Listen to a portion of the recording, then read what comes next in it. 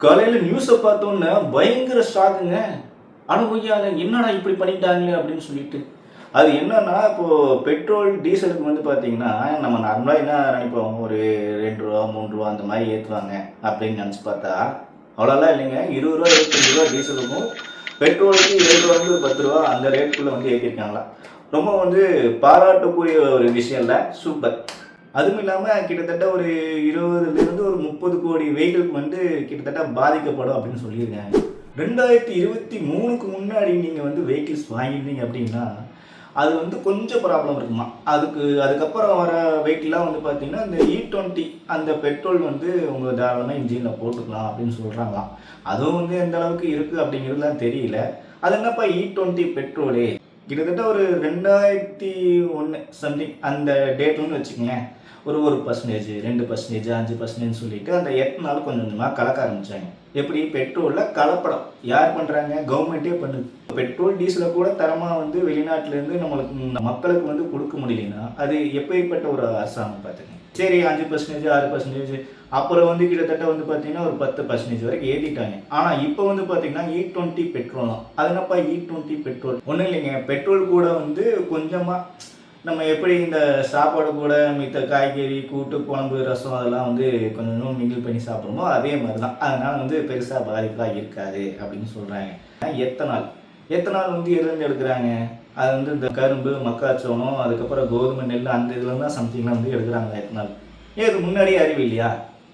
வெளிநாட்டில் ஒரு போர் நடக்குது, அங்கே ஒரு ப்ராப்ளம் ஆகுது, நம்மளுக்கு டீசல் தட்டுப்பாடு, பெட்ரோல் ஆகுது அப்படிங்கும்போது அந்த பெட்ரோல் டீசலை கூட நம்மளால் தயாரிக்க முடியாமல் அடுத்தவங்க கிட்ட கையேந்தி நிற்கிற ஒரு நிலைமை வந்து இப்போ வந்துருக்கு. ஆனால் இது முன்னாடியே அவங்க யோசிச்சிருக்கணும்ல. ஒரு பொருளாதாரத்தை நம்ம எந்த அளவுக்கு வந்து நம்ம மக்களுக்கு வந்து கொண்டு போகணும் அப்படிங்கிறது ஒரு அடிப்படை ஒரு அறிவு இருக்குது. அந்த அறிவு சுத்தமாக வந்து அவங்களுக்கு கிடையாது. பொருளாதாரம் அப்படின்னாலும் என்னன்னே தெரியாது. இதில் தற்சார்பு பொருளாதாரம் சுத்தமாக தெரியாது. அதில் அண்ணா சொன்னார் ஒன்று, தாய்மை பொருளாதாரம் அப்படின்னு. அதெல்லாம் அவங்களுக்கு என்னென்னே சுத்தமாக தெரியாது. ஏன்னா அந்த அளவுக்கு வந்து பார்த்தீங்கன்னா அந்த பேசிக் நாலேஜ் கூட இல்லாதவங்க கிட்டத்தட்ட இந்தியாவில் ஒரு 130 கோடி மக்களுக்கு மேலே இருப்பேன்னு வச்சுங்க. அந்த மக்களுக்கு இது வரைக்கும் என்ன ஒரு 10-15 வருஷமாக ஆட்சி செஞ்சாச்சு, என்ன அது வந்து தரமாக கொடுத்துருக்காங்க, என்ன அப்படி வந்து செஞ்சுருக்காங்க அப்படின்னு பார்க்கும்போது பிறந்த குழந்தையிலேருந்து சாகிற வரைக்கும் ஃபுல்லாக வரி. அந்த வரியில் மட்டும்தான் வாழ்கிறாங்க. மற்றபடி ஏதாவது ஒன்று இவ்வளோ வரி போட்டு இத்தனை மக்களுக்கு வந்து நாங்கள் இவ்வளோ பண்ணியிருக்கோம் அப்படின்னு ஏதாவது ஒன்று சொல்லுங்க பார்க்கலாம். ஒன்றும் கிடையாது.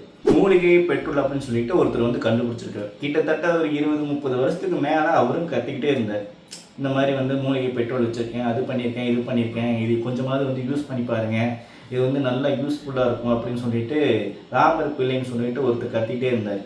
அப்போ வந்து யாருமே கேட்கல. அதிபடி இன்னொரு காமெடி என்னன்னா, பெட்ரோல் வந்து இப்படி இவ்வளோ ரேட் ஆகும் யாருக்குமே தெரியாது. நம்ம மக்கள்லாம் ரொம்ப ஜீனியஸுங்க.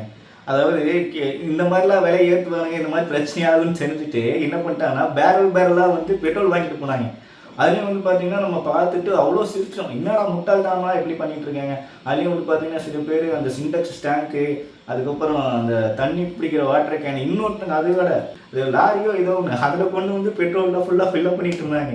அந்த மாதிரிலாம் பார்த்து ட்ரோல் பண்ணிட்டு இருந்தோம். ஆனால் இப்போ தான் நம்மளுக்கு தெரியுது யார் ஜீனியஸ் யார் முட்டாள் அப்படின்னு. நம்ம தான் யோசிக்கவே இல்லை.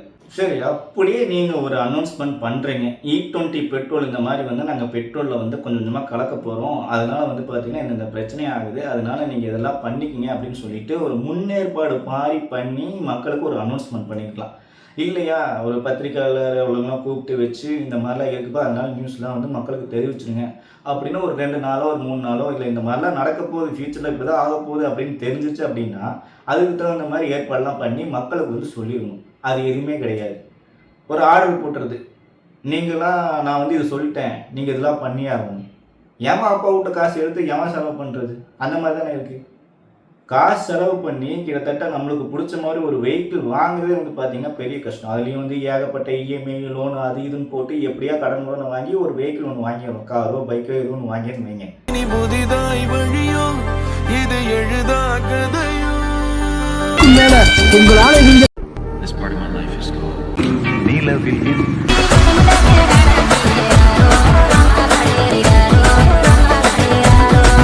நாங்க 1 லட்ச ரூபாய் கார் வாங்கி கூட 8 லட்ச ரூபாய்க்கு மாடிஃபிகேஷன் பண்ணி ஓட்டுவோம். It's all depends on passion. அப்படி ஃபீல் பிடிச்சிருக்கு எனக்கு, அந்த அட்ரினலின் ரஷ் பிடிச்சிருக்கு. ஆனா ஒரு காருக்கு அதை பண்றோம்னா சீன் போறதுக்காக பண்றோம், இதுக்காக பண்றோம், அது யாருக்காகவும் பண்ணலங்க. எங்களோட பேஷனை நாங்க சாட்டிஸ்ஃபை பண்றதுக்காக பண்றோம். அந்த வாங்கின பைக்குக்கு இன்சூரன்ஸ் அது இதுன்னு ஏதோ கட்டி ஃபுல்லாக வந்து நம்மளுக்கு சொந்தமாகிற வரைக்கும் அதுக்கு வந்து ஏகப்பட்ட வரி கிரி எல்லாமே போட்டு இது பண்ணி வச்சுட்டாங்க. அதுவும் இல்லாமல் வெளியே அங்கேயும் போனாலும் ரோடு அந்தளவுக்கு சரி இருக்காது. அங்கங்கே பார்த்தீங்கன்னா அந்த டோல்கேட் வந்து ஏகப்பட்டதெல்லாம் போட்டிருக்காங்க, அதுக்கு வரி. இவ்வளோ வரியும் வாங்கிட்டு இப்போ இதையும் கொண்டு வந்து திணிச்சிங்க அப்படின்னா ஒரு சாமானியன் மக்கள் வந்து எப்படி அதை வந்து ஏற்றுக்குமா? இல்லை என்னவே ஏற்றுங்க. என்னோட இப்போ பைக்கு வந்து என்னோட இன்ஜின் சீஸ் ஆகிடுச்சு, நான் என்ன பண்ண முடியும்? என்கிட்ட வேறு பைக்கே இல்லை, வேறு எனக்கு வாங்குறதுக்கு சோர்ஸ் எதுவுமே இல்லை, என்கிட்ட இவி வெஹிக்கிள் கூட இல்லை. நான் இப்போ என்ன பண்ண முடியும்? திரும்ப நார்மலாக வந்து நான் பஸ் ஏறி நான் எங்கேயோ போகிறேன் அப்படின்னா அது காற்று கலந்து நான் வந்து போகணும்னு எனக்கு அவசியங்களா? தலைவருதா? எத்தனை நாளைக்கு இதே மாதிரி அடுத்தவங்ககிட்டயே நம்ம கையேந்தி நிற்கிறது? இந்த E20 பெட்ரோலுக்கும் வந்து அடுத்தவங்ககிட்ட தான் கையேந்தி நிற்கிறீங்களா என்ன இல்லைனாலும் சொன்னார். இதனால வந்து பார்த்திங்கன்னா நிறையா விவசாயிகள் வந்து பயன்படுவாங்க அப்படின்னு. அது எந்த விவசாயம்னு தெரியல, நம்ம ஊர் விவசாயிகளா இல்லை வெளிநாட்டு விவசாயிகளான்னு தெரியல. அது தெரிஞ்சால் கீழே கமெண்ட் பண்ணுங்கள். எனக்கு இந்த பைக்கு ப்ராப்ளம் ஆகுது, எனக்கு வந்து வெஹிக்கிள் இல்லை, சுத்தமாக இல்லை, எங்கேயுமே போக முடியல அப்படிங்கிற டைமில் நான் என்ன பண்ணுவேன்? தமிழ்நாட்டில் பிரச்சனை இல்லை, ஏன்னா இங்கே இருக்கவங்களுக்கு வந்து பார்த்திங்கன்னா இலவச பேருந்து இருக்குது, எங்களுக்கு கிடையாது. நாங்கள் எப்படி இருந்தாலும் கையில் வந்து இருக்கிற காசு வச்சு நம்ம போய்க்கணும். எத்தனை நாளைக்கு போக முடியும்? இல்லை எத்தனை மாதத்துக்கு போக முடியும்? அது வந்து பார்த்திங்கன்னா பெட்ரோல் டீசல் இல்லை, அதை வந்து நிப்பாட்டிட்டாங்க. அதை வந்து போக்குவரத்தே பெருசாக வந்து ரன் பண்ண முடியாமல் கவர்மெண்ட் தனிரிச்சு வேறு எதுவுமே பண்ண முடியல. அப்படிங்கிறப்போ அந்த கவர்மெண்ட் என்ன பண்ணும்? அப்போ அங்கே இருக்க மக்களுக்கு வந்து பார்த்திங்கன்னா முன்னாடி கற்காலத்துக்கு எல்லோரும் போயிடுவாங்க. எல்லோரும் ஆடு மாடு குதிரை வண்டியில் போகிற மாதிரி, எல்லோரும் நடப்பயணமாகவோ சைக்கிள்லையோ அந்த மாதிரி போகிற மாதிரி ஒரு பிளான் வந்து ஃப்யூச்சரில் வந்தாலும் வரும். இப்போ இருக்க மக்கள் வந்து ஒவ்வொரு சிலதாக வந்து தெளிவாக பார்த்து நம்மளுக்கு தேவையான தலைமை எங்கே இருக்கான் அப்படின்னு வந்து கரெக்டாக தேர்ந்துட்டுருக்காங்க. அதனால் வந்து பார்த்திங்கன்னா மூளை இல்லாதவங்களாம் நம்ம அதை பற்றி பேசணும் அவசியம் இல்லை. மூளை இருக்கவங்க வந்து சுயமாக யோசிச்சு அவங்க என்ன பண்ணணும் பண்ணிக்குவாங்க. மக்களுக்கு ஒரே ஒரு கோரிக்கை என்னென்னா, ஃப்யூச்சர் வந்து டெலிட் பண்ணுற மாதிரி ஒரு தலைவன் நம்மளுக்கு வேணும் அப்படின்னா அது நம்ம தான் தேர்ந்தெடுக்கணும். இவங்க கொடுக்குற மாதிரி கையில் வந்து நீங்கள் ஓட்டுக்கு வந்து காசு நம்ம பிச்சை எடுக்கிற மாதிரி வாங்கிட்டு அதுக்கப்புறம் அவன் நம்மளை தலையில் ஏறி உட்காந்து முளைய அடிச்சிட்டும் நம்மளுக்கு வேணுங்கிற எல்லா உரிமைக்கும் போராடி நம்ம வந்து சாக முடியாது. நீங்கள் தேர்ந்தெடுக்கிற தலைவன் உங்கள் வாழ்க்கைக்குரியவனாக இருக்கணும், உங்கள் நாட்டுக்குரியவனாக இருக்கணும், அதுவும் இல்லாமல் பொருளாதாரம்னா என்னன்னு தெரிஞ்சிருக்கணும். அப்படி இருக்கிற தலைவனாக பார்த்து தேர்ந்தெடுங்க. உங்கள் வாழ்க்கையும் நல்லாயிருக்கும், அதே மாதிரி உங்கள் தலைமுறையோடைய வாழ்க்கையும் நல்லாயிருக்கும்.